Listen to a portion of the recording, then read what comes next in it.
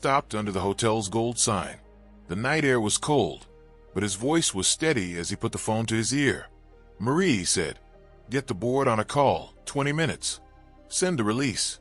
A short silence on the other end. Then he added, calm but sharp, "And make sure someone gets a picture of every face in that lobby." He put the phone away. The shame of it still stuck to him, not from the words, but from the silence that held them, the looks, the ease of it. But he hadn't come for respect. He'd come to see who would fail when they thought they were alone, and they had, easy and public. Now it was his turn, not to rage, to answer with a surgeon's cut. John went back through the spinning doors without a word, leaving only the sound of glass and the faint echo of steps behind. Inside, Helen took a few quiet nods and smug smiles from the guests. An older man shook her hand. "Good call," he muttered. "Can't be too careful." Helen smiled, the winner. But behind the desk, Peter sat still, his fingers now on the keys. He hadn't touched them before.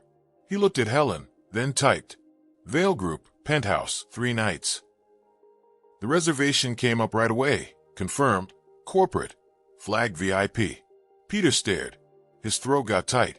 Everything he'd felt was now there in black and white, and he hadn't done a thing to stop it. The mistake wasn't just Helen's. It had a witness, and now it had a record. Peter clicked deeper. Vale Group, executive tier, booked 3 days ago. Note, CEO level. His eyes got wide.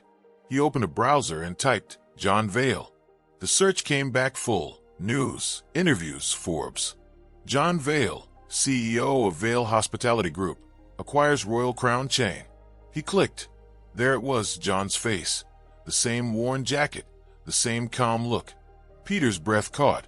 "He's the CEO," he whispered, eyes on the screen. "He owns this place." He looked up, stunned. Helen was still talking to guests like nothing happened, but Peter's world had just turned over. The man they'd thrown out wasn't a nobody.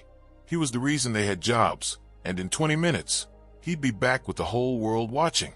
The doors turned again. John stepped back into the lobby.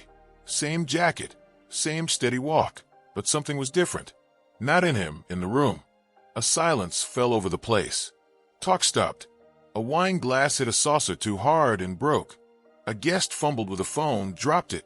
Another whispered, "Is that?" Eyes turned. Faces changed. Knowing looks behind the desk. Peter didn't breathe. To catch the next chapter and full story, be sure to follow and/or subscribe. And for even more viral content, cash opportunities